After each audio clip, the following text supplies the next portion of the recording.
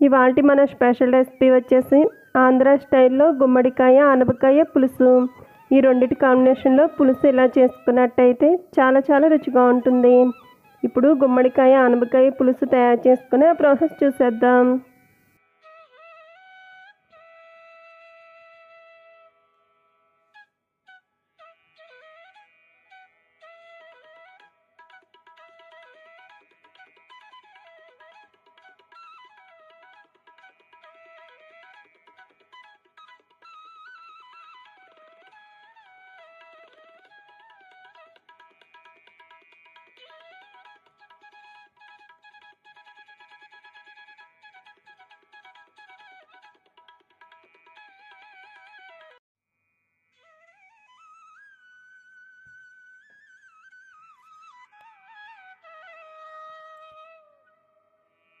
ఈ ప్రాసెస్లో చేసుకున్నట్టయితే ఆంధ్ర స్పెషల్ రెసిపీ అయిన గుమ్మడికాయ ఆనపకాయ కాంబినేషన్లో పులుసు రెడీ అవుతుంది.